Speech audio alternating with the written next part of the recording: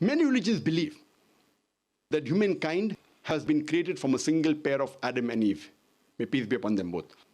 But there are some religions who put the blame only on Eve for the downfall of humanity, for the origin sin.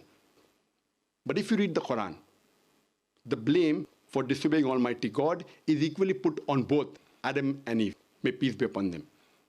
The Qur'an says in Surah A'raaf chapter 7, verse number 19 to 27, Adam and Eve, peace be upon them, they are both addressed more than a dozen times. Both of them, they disobeyed God. Both of them repented and both were forgiven. The blame is equally put on both of them. There is not a single verse in the Quran which puts the blame only on Eve.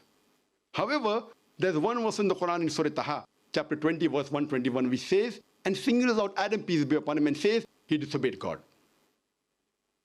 But on the whole, if you read the Quran, the blame is equally put on both of them.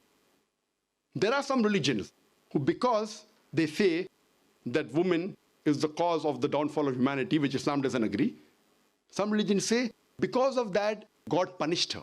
And pregnancy is a curse and punishment of God on the woman. But in Islam, pregnancy uplifts the woman. The Quran says in Surah Nisa, chapter 4, verse number 1, respect the womb that bore you. The Quran says in Surah Luqman, chapter number 31, verse number 14, we have enjoined on the human beings to be kind to the parents. In travail upon travail did the mother bore them, and in years twain was their weaning. The Quran repeats the message in Surah A'raaf, chapter number 46, verse number 15. We have enjoined on the human beings to be good to their parents.